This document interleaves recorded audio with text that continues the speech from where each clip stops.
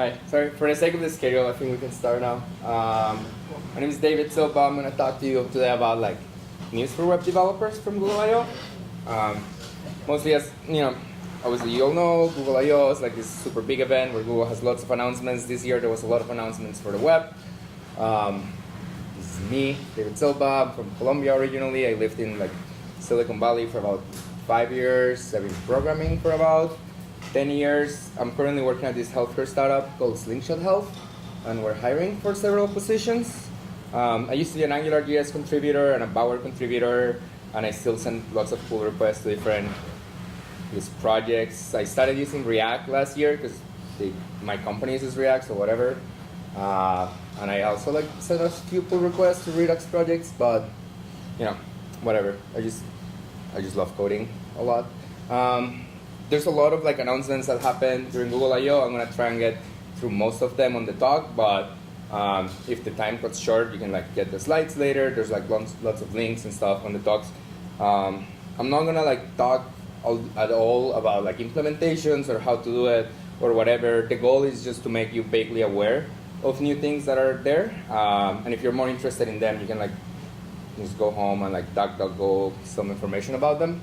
The main takeaway from the Google I/O, or like the new kind of like the future of like what Google has been working on, and like the different kind of like projects and stuff that are happening not only at Google but in general, is performance. There's lots of new people that are just getting access to internet in like, I don't know, India, South America, Europe, even inside the US. Lots of people don't have the money that maybe we have in New York to buy laptops or like fast-speed internet in school and stuff like that. And the web has become very bloated. People keep adding like packages and bullshit and like background videos. And if you're like, even on the subway here, like super hard to browse the web sometimes because it's just so full of shit. So Google and like different people have been working a lot in like how do we make the web faster, how we make it lighter, how can we like make the web feel more like a native application on people's phones. And that's that's kind of like the main takeaway. Like, how do we make the web, more performant? There's a bunch of topics that we're gonna go through, hopefully. But I kind of put them in the order of I think this one is more important, and the ones at the bottom are maybe less important. The first thing that like Google talked a lot about, and they've been working on this for like, several years now, maybe 4 years, but it only became like usable 2 years ago. For Chrome users, and only now it's starting to be usable for people in other browsers and phones. And it's called progressive web apps. Progressive web apps utilize something called service workers to mainly like intercept web requests. This lets you have like a website that your users can use even if they're online, or a website that like behaves more like an app. For example, if you have I don't know, like your application probably has a header, right? You don't need to be sending the header back and forth with every new request that the browser is making. You can like tell the browser, oh, let's save this header forever and intercept every request for this header in the future and replace it with this. Progressive web apps are super complex. They add like a lot of native functionality to users. Again, like offline functionality, caching. You can do like certain operations on the background. They allow you to send push notifications and stuff like that. And there's a few new things that they added. The bigger news this year about progressive web apps is that it's finally cross-browser compatible. It used to be only a Chrome thing. Now it is available in more browsers. Safari is still getting there, but it added like the basic functionality to it. So you can now have progressive web apps that work in iPhone and Mac, which is great. Google uses PWAs for like Google Search, for Maps, and for Gmail. They really are like, if there's only one thing that you like want to learn this weekend and do something when you get home or to work or experiment, it's like progressive web apps. They're really worth experimenting with, and they're like not that hard to implement. One of the cool things that are coming up to progressive web apps soon too is adding to desktop. So right now, if you have a progressive web app with a manifest, you can add an icon and all that, and then a button that says add to home screen appears on your phone. Google is adding that, or Chrome is adding that for desktop too, so you can have like a little application icon on your MacBook or your Chrome OS computer. what is the, yeah, definitely. Google, I mean, as you know, Chrome, or you might know, Chrome apps are getting deprecated, and they're moving in favor of this. Progressive web apps are also more interesting than like browser plugins for your own application, because they you only have to write code once. You don't have to like go through all the hassles of plugin compatibility. And the other cool thing that they're adding on the feature is link capturing. So if you have like a progressive web app, like Twitter has this already, and you click on a tweet on a different app or browser, it will open on the progressive web app of Twitter, which is pretty nice. It also like saves you a lot of time. Like if you work in a small startup and you want to have like an app, but you don't have like native developers, it's kind of like a hassle and it's expensive. You can like simulate a lot of the native capabilities with a progressive web app, and I don't know, save money, save time. It's pretty cool. Another thing that like they announced that makes it really easy to make progressive web apps is called Workbox. Workbox is like a set of tools that make it very easy for you to declare what URLs are going to be saved online, which ones should not be cached, stuff like that. It has very easy support with CDNs and stuff like that, so you can deploy your application really quick.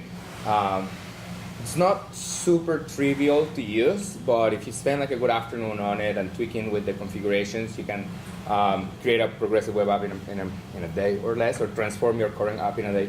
Another thing that's like very interesting about progressive web apps and why you should be using it today is that you can add progressive support. Like you don't have to make your app super complicated at the beginning. You can like, for example, cache all your logos so they don't like go right away, and like increment little by little the things. And Chrome DevTools have been adding lots of features so it's easier to debug your kind of like progressive web apps. Let's see. Another thing that's coming to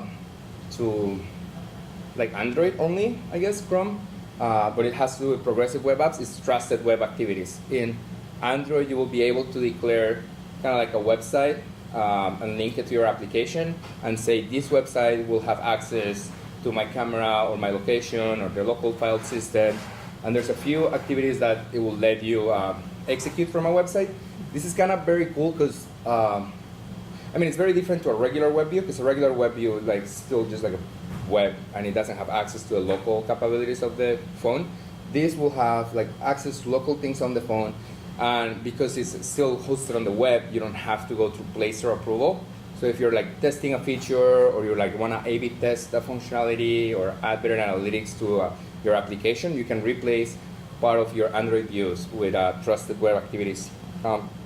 It is not like super fully supported yet, so I wouldn't say, go try it right now. But it's nice to keep it in mind for the future, especially. And I don't think this will ever happen on iPhone. So again, it's like one of those things that sound kind of cool, but I don't know how like useful it's gonna be if you work at a small company. Let's see.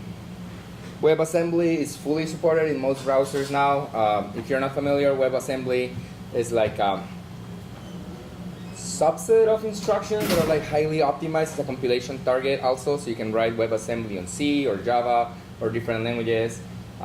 It's also one of those things that are super cool but are not like super useful.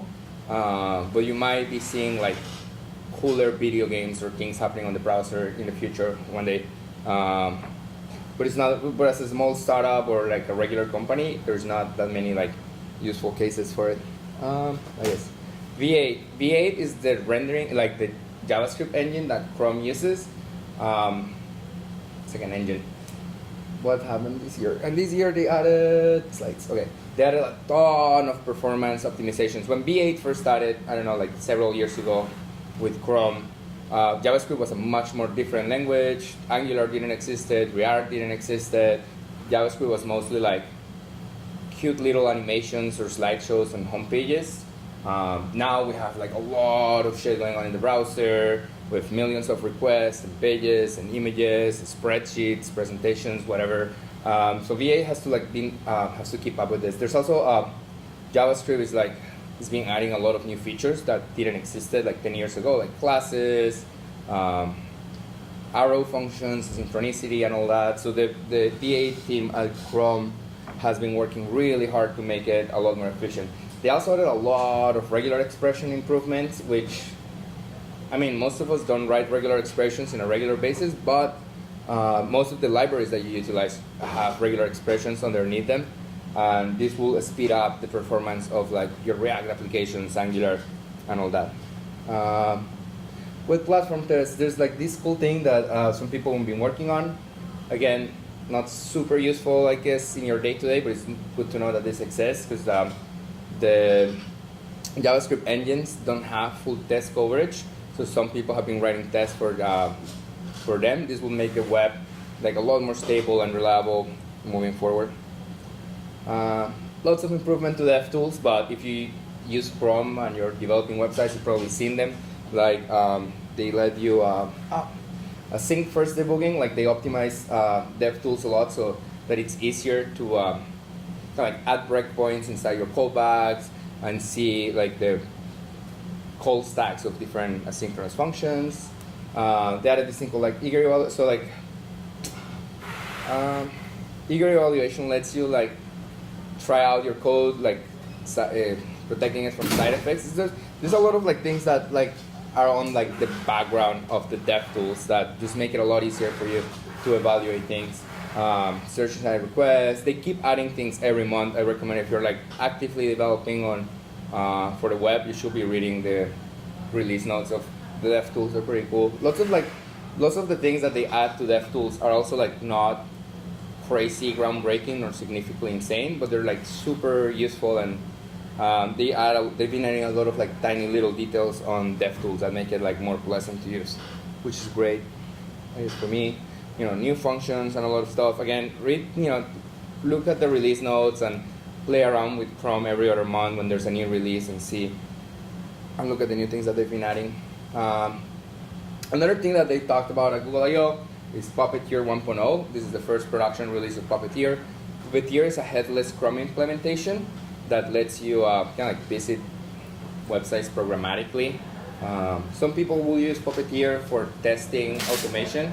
So you can write kind of like open this website, click on this button, see what happens, verify that this image loads, and stuff like that. It's kind of like Nightwatch if you use Nightwatch or Phantom, but it's only for Chrome. They added a lot of new optimizations. They improved the API. The commands are super easy to write. It's in general a very good tool. Another very good use for Puppeteer is web scraping. If you need to like pretend that you're a user and you want to like, I don't know, get data from LinkedIn or something like that for your research project or whatever, learning Puppeteer is very useful because the websites are not going to think that you're a bot, so you will be able to get around rate limiting. Lighthouse is like a very cool set of tools that the Google team has been working on for a while. It used to be like a plugin that some random dude created, and they kind of like got integrated into Google Chrome. And now they're on version 3, and now they have an API, and it can run on your command line. And Lighthouse basically evaluates your website and gives you optimization opportunities. Like for example, this image is 4 megabytes, and it's only, but it's not getting displayed all of it. Compress it, or you have 100 unique CSS rules in your page and stuff like that. So Lighthouse is very, if you are into performance and if you want to make sure that your users are having like the best experience possible and your website is running as fast as possible, running your website through Lighthouse is great. You can run Lighthouse from the developer tools. There's like a tab for it, or you can create, you can integrate it into your automated testing when you're releasing your applications. Let me see. Well, another cool thing that they've been adding to Lighthouse is that it has simulated throttling, so you can experience how your website would look like to people that are in like low network connections or like 3G and stuff like that. Because sometimes, when we're working at work with like our super fast internet and whatnot, it gives you like a very bad idea of like how your regular users are interacting with the platform. So it's always good that you test your websites in as many devices as possible and in many different like network capabilities as possible. Polymer.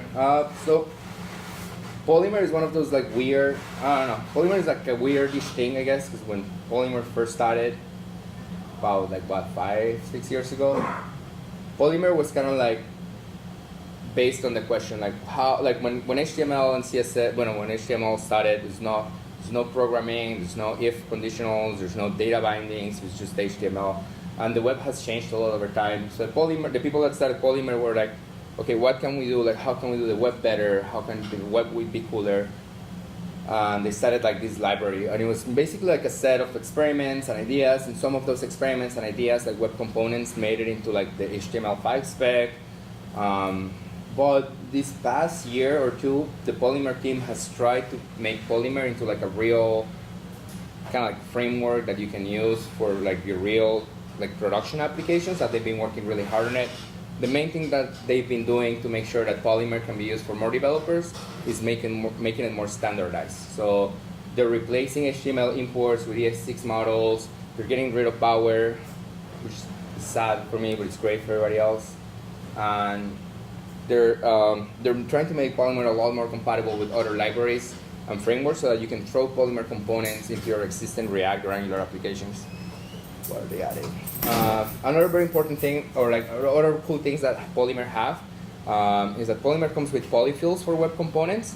So they let you use web components in browsers that will normally not accept them, like Safari, or like mobile browsers, like the Samsung browser and stuff like that. There are a bunch of like random nerdy useful things, like lead HTML and lead element let you now write HTML web components as JavaScript string literals, which is very useful, I guess, because in the other frameworks that you have, like React or Angular, you usually have only one file, and in your only file you have all your HTML and your behavior and CSS. On Polymer, you had to have like 3 or 4 files for every component, which is kind of like a pain in the ass. So they've been like trying to make it easier.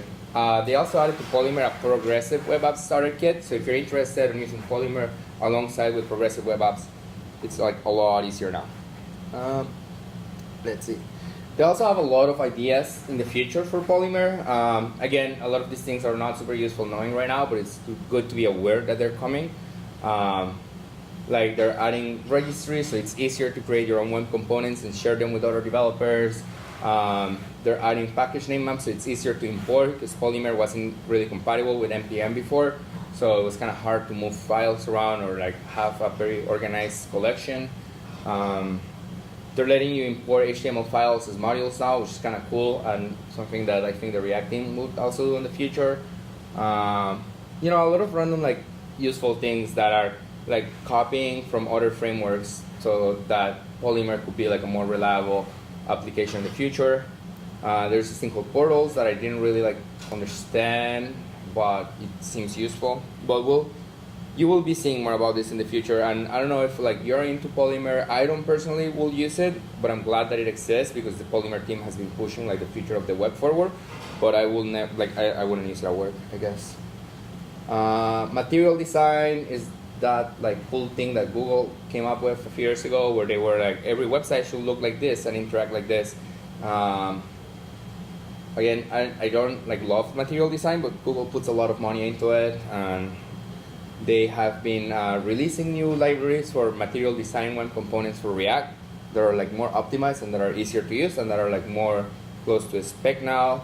And they added material web components now, so that you can use web components in your Polymer or other applications.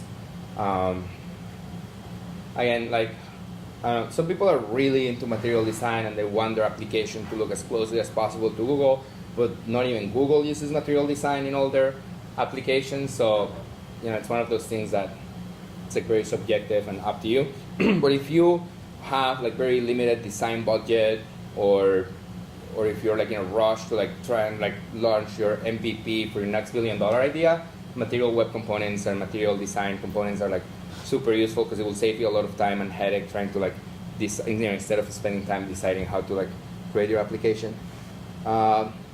Angular 6 was announced this year. We are in Angular 6 now because Angular decided to move to December for 3 years ago. So every year they're gonna have a full release, I guess. So Angular 2, I guess, came out like 4 years ago, and then Angular 3 couldn't exist because they fucked up some libraries, so they moved to Angular 4 2 years ago, Angular 5 last year, and Angular 6 this year. And there's 3, I guess, like super big things on Angular this year. The most important thing on Angular this year is Ivy. Ivy is a new rendering engine that is designed only for the browser. The previous Angular rendering engine was able to target both browsers and mobile phones, and that added a lot of overhead to the code. So they decided to scrap off all of that and create because they realized, not everybody cares about mobile applications. So they created IB, and IB renders only for the browser. It's a lot faster. Another thing that IB does, and it kind of combines with the other cool thing that they do, is that you can now render, you can now use Angular components as regular web components. So if you see a super cool daytime picket or something like that in somebody's Angular application, but you use React at work, you can import that Angular component into your React application and use it, which is kind of cool. And what Angular is trying to do now is rely more on the browser for all the rendering and calculation and do less on the JavaScript, because the browsers are getting optimized way faster than they can optimize the library. Another thing that is cool that they added, especially if you're a library or a plugin developer, is ng update and ng add. They let you, this is for the command line tools, they let you say, kind of like how you have migrations in other frameworks, like backend frameworks. ng add and ng update let you add instructions to tell the library what operations to do when a person wants to upgrade the version of your library, or if they want to upgrade to Angular 6 from 5 and stuff like that. And these command line tools would look at your code and change things inside your code to make it to make upgrading easier than before, which is great and a good time saver. AMP stories is a super weird thing that Google came up with, and I think it's it looks really cute, but it's weird, I guess. I don't know if you ever heard about Famous.us was this random startup from San Francisco that was promising JavaScript rendering and a JavaScript storytelling library type of thing, and they raised $25 million and ended up being a lie and whatever, San Francisco. But Google came up with this now, and they're so if you're a little familiar with AMPs are websites that you tell Google hey, host my website for free somewhere and deliver it to the users faster. AMP stories do kind of the same thing, but it has cute. Let me see, I have an example here. No. Yeah. Well, whatever. They have super cute animations and slides and images and titles. And what Google is trying to do is make it easier for publishers to create content, and then all this content gets cached, on the edges, closer to the user, and the user sees a website a lot faster. So a lot of opinions about AMP and whether or not it's good or bad for the open web, but if you are a magazine or if you're the school website or something like that, and you want to create very stunning content very quickly, AMP stories are really worth looking into. Web packaging sounds kind of exactly like Webpack, and it is almost exactly like Webpack, except this is for AMPs. So this is not production ready yet, and it's not documented, so if you want to use it, you have to download the source code and read it, I guess. So it's again not something that you should be looking into soon, but you should be aware of it for the future. And what web packaging will allow you to do is it's creating kind of a manifest of what your application needs to be deployed, and then it can deploy it to all the trusted partners on the network, so that people all over the world have faster access to your HTML documents and stuff like that. I think it has a lot of potential and could be pretty cool. It will be replacing all the websites on AMP now are hosted by Google. Web packaging will allow more people to create trusted servers to host AMPs, which will make it a little more open, and it will allow for better it's called domain support and stuff like that, so that your websites are not all hosted on Google domains and servers. Same thing, AMP packaging, super fun, super crazy, but not useful yet. Another thing that they announced this year that I guess, as web developers, we all kind of know JavaScript a little bit. They added TensorFlow support, they added TensorFlow bindings for Node.js. So if you want to start playing around with machine learning and all that, you can start doing that now with Node.js. I don't know if you're familiar or not with TensorFlow.